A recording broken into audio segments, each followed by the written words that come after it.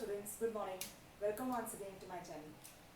First of all, मुझे बहुत लोगों के मैसेज आए इस टाइम में और बहुत सारे सब्सक्राइबर्स और व्यूअर्स ने पूछा भी मुझे कि why it has been so long कि कोई वीडियो अपडेट नहीं हुआ है. तो इसका रीज़न ये है कि I was having holidays, so I was at my hometown, so I couldn't upload videos for you. But yes, to some extent it gave me happiness to know कि हाँ आप लोगों ने इस चीज़ को मिस करा और आप लोगों के लिए चीज़ इम्पॉर्टेंट है. So from next time onwards, whenever I am out of station, I'll just try to make videos and to upload it for you. Alright? So now we'll do this in continuity. Today we'll be talking about P block elements. अब आपने last time class 11th में P block के बारे में group 13 और 14 पढ़ा था. Alright? आज हम लोग क्लास 12 के लिए इसे आगे कंटिन्यू करेंगे. अब सबसे पहले अगर मैं P block की बात करूँ तो P block जो है, आप एक पीरियोडिक टेबल को दिमाग में रखो तो आपको याद आएगा कि पीरियोडिक टेबल में एक्सट्रीम लेफ्ट पे भी है S block, then we have B block और एक्सट्रीम राइट में भी हैव P ब्लॉक. राइट, सबसे पहली चीज़ ये है कि आपको पता होना चाहिए कि P ब्लॉक की पोजीशन कहाँ है पीरियोडिक टेबल में. It is on the extreme right of the periodic table. Right, अब P ब्लॉक में मेरे पास जो ग्रुप्स इन्वॉल्व हैं वो है ग्रुप 13 से group 16. Right, so from group 13 to group 18 we have elements for P block. Right? अब before I go in the detail, इससे पहले कुछ important चीज़ें हैं जो आपको पता होनी चाहिए, जो कि basic introduction है. पहली चीज़, why P block elements are called as P block elements? ऐसा क्या है कि इनको हम P block बोलते हैं? तो इसका रीज़न ये है कि आपने क्लास 11th में भी पढ़ा होगा कि P block elements की जनरल इलेक्ट्रॉनिक कन्फिगरेशन होती है NS2 NP126. तो यहाँ से आपको एक चीज़ पता चल रही है कि जो लास्ट इलेक्ट्रॉन है वो किस में जा रहा है, वो पी सबशेल में जा रहा है. और हमने यही लॉजिक लगाया है, हम हमेशा ये बोलते हैं कि वैलेंस इलेक्ट्रॉन है, जो लास्ट इलेक्ट्रॉन जिस सबशेल में जाएगा वो उसका ब्लॉक हुआ. राइट, सो इस केस में जो मेरा लास्ट इलेक्ट्रॉन है, क्योंकि वो पी सबशेल में जा रहा है, सो दैट इज व्हाई आई से कि ये जो एलिमेंट्स है they will be P block elements. ठीक है, तो अब ये चीज़ हमको क्लियर में होगी कि this is on the extreme right. Periodic table में ये एक्सट्रीम राइट पे है. और दूसरी इंपॉर्टेंट चीज़ क्या है, why they are called as P block elements? क्यों? क्योंकि यहाँ पे जो लास्ट इलेक्ट्रॉन है वो पी सबशेल में जाता है. अब नेक्स्ट इंपॉर्टेंट चीज़ जो है वो ये है कि मैंने लिखा है ग्रुप 13 से ग्रुप 18 तक है. तो कहने का मतलब क्या है कि I have total of 6 groups in P block. कि पी ब्लॉक में मेरे पास टोटल 6 ग्रुप्स हैं. अब सवाल ये है, सिर्फ 6 ही क्यों है? Why only 6? तो y only 6 का रीजन ये है, अगर आप देखो NP126, आप सबको पता है कि p सबशेल जो है it consist of 3 orbitals px, py, pz and one orbital can accommodate maximum of 2 electrons with opposite spin. पता है ना ये कौन सा रूल है? अगर आपको याद हो, अगर याद है तो मुझे कमेंट बॉक्स में जरूर लिख के बताइएगा. राइट, तो because we can have only 6 electrons in p subshell, that is why I have only 6 groups in the p block.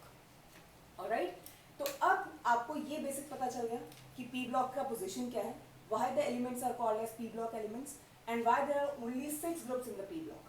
और आपको ये भी पता होगा अपने प्रीवियस नॉलेज से कि जैसे जैसे आप पीरियोडिक टेबल में मूव करते हैं from left to right, left से राइट की तरफ जैसे जैसे आप जाते रहते हैं, वैसे वैसे जो आपका मेटालिक करेक्टर है वो डिक्रीज करता है और जो नॉन मेटालिक करेक्टर है वो इंक्रीज करता है. So I'll say कि मैक्सिमम जो P ब्लॉक एलिमेंट्स हैं they are non metals. Right, और उसमें नॉन मेटालिक करेक्टर ज़्यादा होता है. This is all about the basic introduction of P block. Right, now let's talk about the main groups of the P block.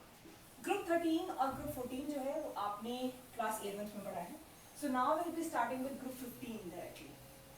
पिछले साल ये class 12 में eliminate हो गया था, लेकिन इस बार फिर से क्लास 12 में इंक्लूड कर दिया गया है. तो ग्रुप 15 की अगर मैं बात करूँ तो ग्रुप 15 के जो एलिमेंट्स हैं वो है nitrogen, phosphorus, arsenic, antimony, bismuth.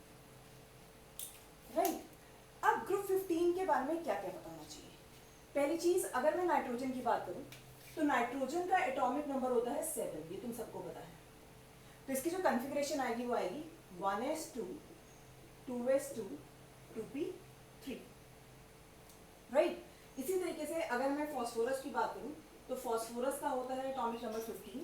तो इसकी कन्फिग्रेशन लिख सकती हूँ नियॉन 10 3s2 3p3।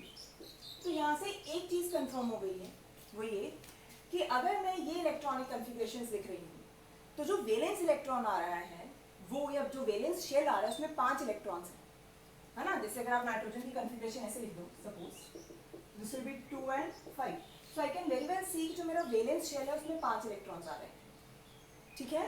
तो ग्रुप 15 जो है इसमें कितने वैलेंस इलेक्ट्रॉन्स रहेंगे? हमेशा 5 वैलेंस इलेक्ट्रॉन्स रहेंगे।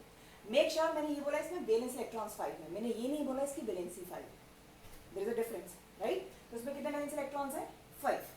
और अब अगर मैं इस ग्रुप की जनरल इलेक्ट्रॉनिक कन्फिग्रेशन देखूं तो आप देख रहे हैं यहाँ पे 2s2 2p3 आएगा, यहाँ पे 3s2 3p3 आएगा, नेक्स्ट एलिमेंट लूंगी तो उसमें 4s2 4p3 आएगा।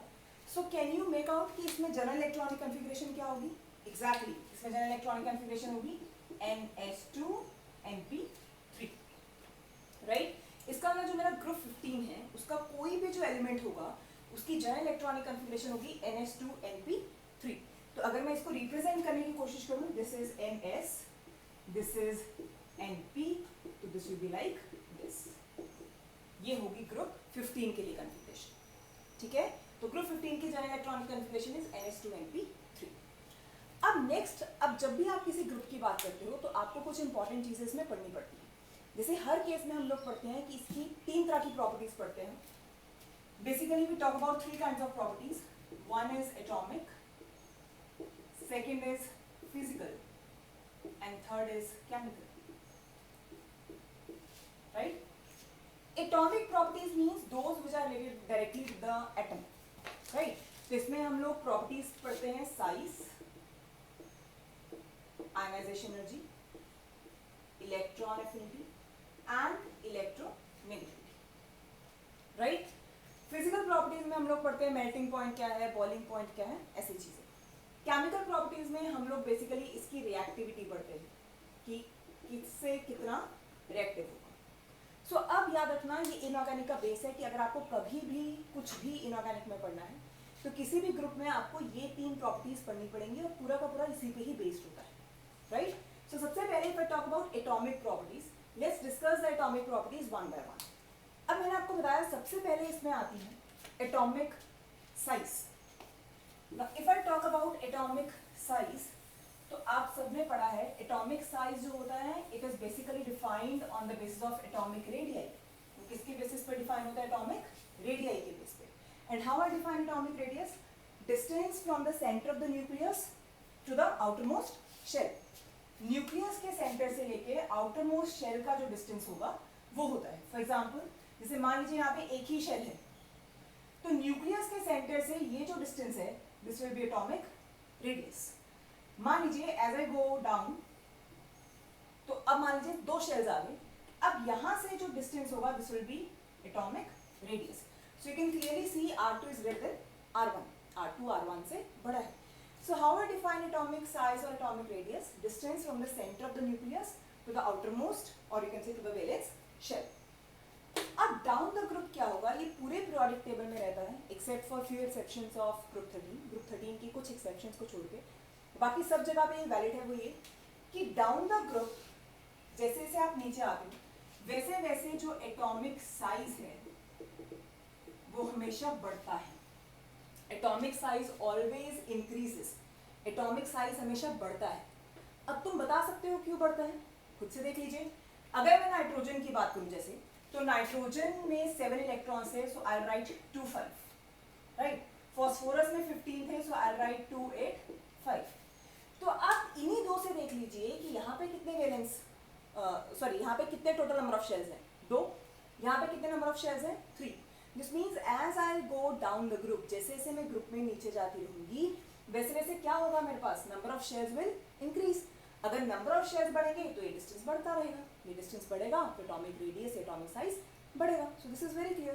तो आप बोलोगे कि डाउन द ग्रुप एटॉमिक जो साइज होता है वो हमेशा बढ़ता है और उसका रीजन क्या है? Due to increase in the number of shells. तो इसका जो सिंपल रीजन है that is due to increase in number of shells, ठीक है। तो डाउन द ग्रुप ये हमेशा रहेगा, एटॉमिक साइज बढ़ेगा। अब नेक्स्ट है एटॉमिक साइज के बाद नेक्स्ट प्रॉपर्टीज आयनाइजेशन एनर्जी। अब आयोनाइजेशन एनर्जी क्या होती है, आपने पढ़ा होगा, it is the minimum amount of energy which is required to remove the electron from the isolated gaseous atom. अब इस पूरी स्टेटमेंट में मैंने एक वर्ड जानबूझ के गलत बोला है, can you guess? I repeat, वो क्या था? It is a minimum amount of energy which is required to remove the electron from isolated gaseous atom. Make out हो गया? वो क्या था? वो सिर्फ इलेक्ट्रॉन नहीं है, वो वेलेंस इलेक्ट्रॉन है। आप सारे इलेक्ट्रॉन्स को रिमूव करने की बात नहीं करते, आप आउटर मोस्ट इलेक्ट्रॉन को रिमूव करने की बात करते, right? So what is ionization energy? It is the minimum amount of energy which is required. Now why the energy is required? क्योंकि न्यूक्लियस और इलेक्ट्रॉन के बीच में अट्रैक्टिव फोर्सेस होंगी, है ना? उन फोर्सेस को ओवरकम करने के लिए जो एनर्जी है वो आपको रिक्वायर्ड होगी.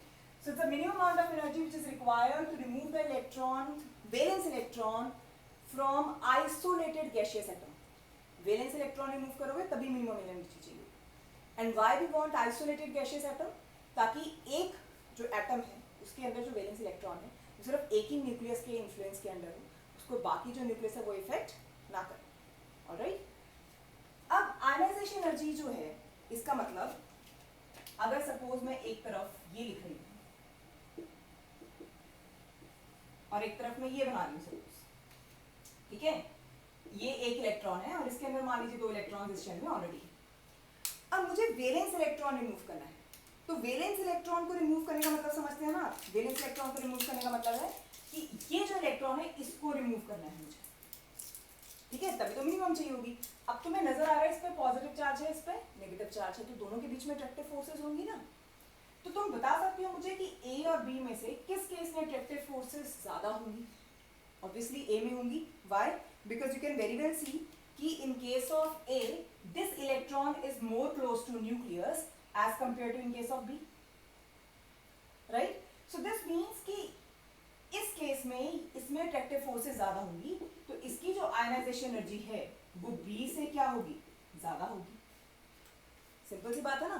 तो डाउन द ग्रुप इसका मतलब जैसे जैसे शेल्स बढ़ेंगे, जैसे जैसे साइज बढ़ेगा या जैसे जैसे शेल्स बढ़ेंगे, तो न्यूक्लियस और इलेक्ट्रॉन के बीच का जो अट्रैक्शन है वो कम होता रहेगा, तो ionization energy will go on decreasing. तो ट्रेंड क्या है कि डाउन द ग्रुप जो मेरी आयनाइजेशन एनर्जी होगी वो हमेशा क्या करती है? डिक्रीज करती है. और उसका रीजन क्या है? तुम सिंपल वर्ड्स में लिख सकते हो कि ionization energy is inversely proportional to atomic size. क्योंकि डाउन द ग्रुप साइज बढ़ता है, साइज बढ़ने की वजह से जो अट्रैक्टिव फोर्सेस हैं या जो आप कह सकते हो होल्ड है न्यूक्लियस का वो कम हो जाएगा, तो इलेक्ट्रॉन को रिमूव कराना आसान हो जाएगा, right? So down the group हमेशा जो आयनाइजेशन एनर्जी है वो डिक्रीज करेगी. अब यहाँ डाउन द ग्रुप अगर आयनाइजेशन एनर्जी डिक्रीज करती है, तो यहाँ एक और इम्पॉर्टेंट चीज जो आपको ध्यान में आ जानी चाहिए वो ये कि अगर आयनाइजेशन एनर्जी कम हो रही है, इसका मतलब डाउन द ग्रुप आप इलेक्ट्रॉन को इजीली रिमूव करा सकते हैं, राइट? तो मेटालिक कैरेक्टर कहीं ना कहीं डाउन द ग्रुप क्या करेगा? हमेशा बढ़ेगा, right? So down the group जो हमेशा मेटालिक कैरेक्टर होता है वो बढ़ता है, क्योंकि basically how we define metallic character in terms of ionization energy आप ऐसे डिफाइन करते हो कि टेंडेंसी टू लूज इलेक्ट्रॉन्स, जो जल्दी इलेक्ट्रॉन लूज करेगा वो मेटालिक कैरेक्टर में आएगा, right? So it is because metallic character is inversely proportional to ionization energy, right? अब नेक्स्ट आता है electron affinity. Now what is electron affinity? Electron affinity क्या होता है? इलेक्ट्रॉन जो है उसको अट्रैक्ट करने की tendency is electron affinity. Affinity का मतलब होता है स्ट्रॉन्ग अट्रैक्शन या strong loving sense towards anything, right? So electron affinity means tendency of an isolated atom और isolated gaseous atom to attract the electron, that is called as electron affinity. अब कुछ सोचो down the group, देखो मान लीजिए एक ये case है और एक ये केस है, ठीक है, दोनों में कहीं बाहर से इलेक्ट्रॉन आना है. अब तुम ये समझ सकते हो कि एटम में जो इलेक्ट्रॉन है वो तो इलेक्ट्रॉन को वेलकम करेगा नहीं. क्यों नहीं करेगा? क्योंकि इलेक्ट्रॉन पे नेगेटिव चार्ज है, दूसरे इलेक्ट्रॉन पे भी क्या है? Negative charge. नेगेटिव नेगेटिव आपस में क्या करेंगे? रिपेल करेंगे. सो दिस इज क्वाइट ऑब्वियस कि जो इलेक्ट्रॉन इसके अंदर है वो कभी भी इनकमिंग इलेक्ट्रॉन को वेलकम नहीं करेगा, राइट? तो उसको बुलाने वाला कौन है? उसको बुलाने वाला तो न्यूक्लियस है, ठीक है ना, जो इलेक्ट्रॉन आ रहा है उसको कौन बुलाएगा प्यार से, न्यूक्लियस बुलाएगा। तो अगर न्यूक्लियस इसको अच्छे से बुला लेगा तो इलेक्ट्रॉन आ जाएगा, वरना इलेक्ट्रॉन नहीं आएगा। अब तुम दो केसेस देखो ए और बी में से, तुम्हें क्या लगता है किस केस में न्यूक्लियस और इलेक्ट्रॉन की अट्रैक्शन ज्यादा होगी? ऑब्वियसली इस केस में ज्यादा होगी। क्यों? क्योंकि इस केस में इस न्यूक्लियस और इस इनकमिंग इलेक्ट्रॉन के बीच में सिर्फ एक शेल है, जबकि इस केस में इस न्यूक्लियस और इस इनकमिंग इलेक्ट्रॉन के बीच में दो शेल्स हैं। तो ऑब्वियसली यहाँ जो इलेक्ट्रॉन्स है उसको ज्यादा रिपेल करेंगे, जिसकी वजह से जो इफेक्टिव न्यूक्लियर चार्ज है वो कम हो जाएगा। अगर मान लो घर में शादी है, सब अच्छे से बुला रहे हैं, तो आप बहुत आसानी से आओगे या बहुत अच्छे से खुश मन से आओगे। लेकिन अगर मान लीजिए कि जिसके घर में शादी है उसमें सिर्फ एक ही बंदा आपको बुला रहा है और बाकी सब चाह रहे हैं कि आप ना आए, तो क्या आप जाएंगे या क्या आप उतने अच्छे मन से जा पाएंगे? नहीं जा पाएंगे। समझ में आ रहा है? तो वही सेम केस यहाँ है। इसका मतलब डाउन द ग्रुप क्या होगा? डाउन द ग्रुप देखो ये वाली सिचुएशन की तरफ जा रहे हैं, डाउन द ग्रुप जो नंबर ऑफ शेल्स है वो बढ़ रहे हैं, तो एज ए रिजल्ट जो न्यूक्लियस और इनकमिंग इलेक्ट्रॉन की अट्रैक्शन है वो कम होती जा रही है। अगर न्यूक्लियस और इनकमिंग इलेक्ट्रॉन की अट्रैक्शन कम होती जा रही है, इसका मतलब ये जल्दी से इलेक्ट्रॉन को अट्रैक्ट नहीं करेगा। तो डाउन द ग्रुप हमेशा क्या होगी? इलेक्ट्रॉन एफिनिटी डिक्रीज होगी। समझ में आया? क्या होगी? हमेशा डिक्रीज होगी। और उसका रीजन क्या है कि डाउन द ग्रुप जो अट्रैक्टिव फोर्सेस हैं वो कम हो रही हैं। सो इसको भी आप कहीं ना कहीं साइज से रिलेट कर सकते हैं कि electron affinity is inversely proportional to size, atomic size, right? Then we have electronegativity, which almost also follows the same trend. Reason being कि electronegativity is also a tendency to attract electron, but bonded electrons. ठीक है, तो attract करने के लिए nucleus का जो role है वो बहुत इंपॉर्टेंट है। सो ये जो प्रॉपर्टीज रहती हैं जनरली, जिनको हम एटॉमिक प्रॉपर्टीज बोलते हैं, ये मोर और लेस हर ग्रुप के लिए सेम होती है। ठीक है, 90 to 95% केसेस में जो ट्रेंड है वो यही रहता है। सिर्फ जहाँ कहीं आपके पास कुछ इफेक्टिव न्यूक्लियर चार्ज या डी और एफ ऑर्बिटल्स इन्वॉल्व हो जाते हैं, सिर्फ वहाँ जो है वो चेंजेस आते हैं, अदरवाइज ये सबके लिए सेम रहती है। तो आप ये बोल सकते हैं कि अगर आप इनऑर्गेनिक पढ़ रहे हैं तो 90% केसेस में यही वाला ट्रेंड जो है वो फॉलो होता है। Alright, so this is all about atomic properties. अब I discuss physical and chemical properties with you in the next video. Reason being chemical properties require bit of like more time. So ये video हम यहीं तक खत्म करते हैं। Then in the next video we'll be talking about physical and chemical properties. I hope आपको यहाँ तक समझ में आया है. In case you have any problems, do let me know. Do write in the comment box and then I'll get back to you. Alright? So let's move to the next video in which we'll be talking about chemical properties and in which we'll be talking about physical properties. Till then, you just go through this video once again. आप देख लीजिए इसको ताकि आप उसको आसानी से समझ पाएं.